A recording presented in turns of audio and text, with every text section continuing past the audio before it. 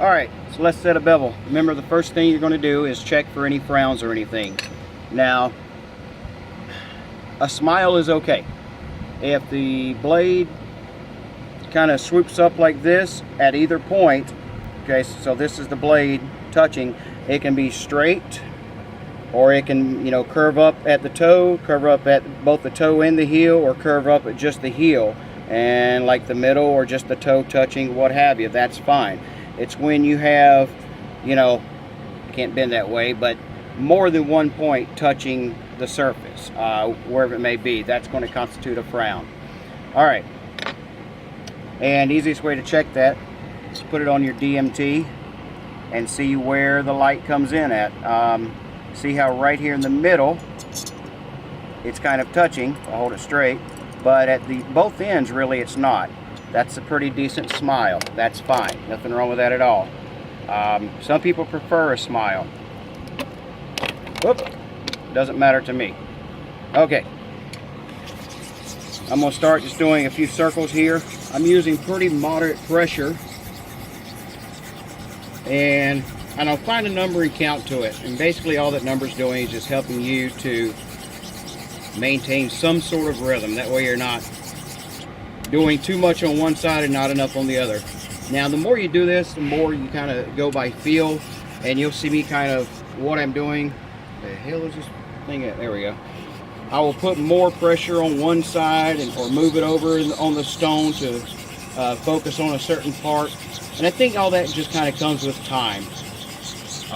The more you do it, the more you'll feel like, okay, I need to put a little bit more on that side, what have you. And that's the more with you knowing your stones and everything else. There we go. I'm trying to get you guys a decent view, but I'm holding this thing up one-handed here. Now, this is the DMT 600. It's very, very worn, so it's probably more of 800 to 1,000, or just a well-worn 600, whatever. If you can get one from Larry at whipdog.com, I think he charges like $15 shipped. Get one, because it does come in handy with setting these bevels, and increases the time, I think, to set them quite a bit. Now I feel a little bit of spot right here, so I'm gonna hit it again. Don't go counting my strokes or numbers or anything like that, because I'm not paying attention to it right now, because I'm holding a camera in the other hand and trying to set a bevel in this hand, what have you. Okay, also, the very first time you use one, do your marker test. Maybe I can show you that here in just a second.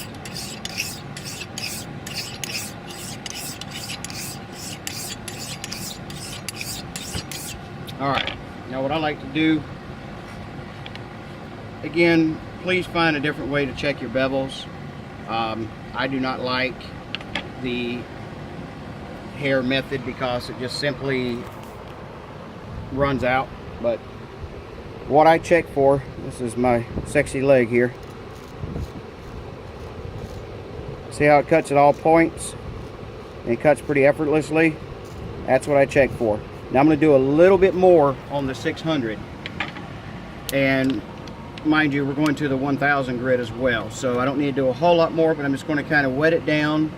That's going to get any of the debris and, you know, metal shavings and swarf off of that stone. Put the back on there and pretty much just, I'm doing a lot lighter pressure now.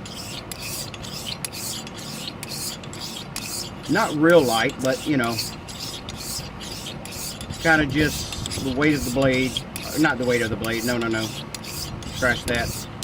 Kind of just guiding the blade, if you will.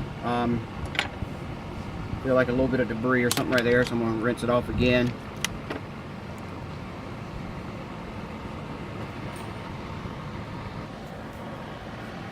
I hope this video doesn't make anybody nauseous with all the moving about.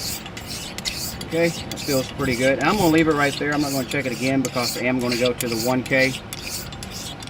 And I don't know how well you can hear because I'm in my warehouse with my fan over there, and it's hot, so I'm not going to turn it off.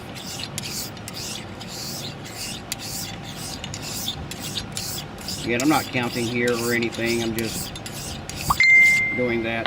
Now when I go to the 1K, since it's already set here, I don't really feel a need to check it again.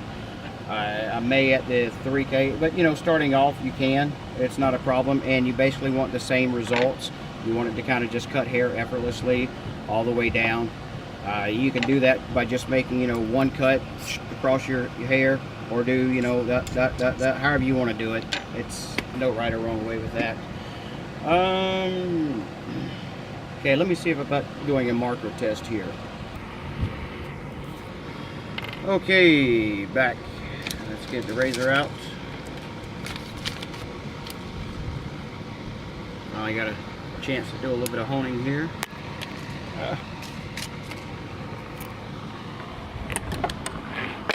And let's see.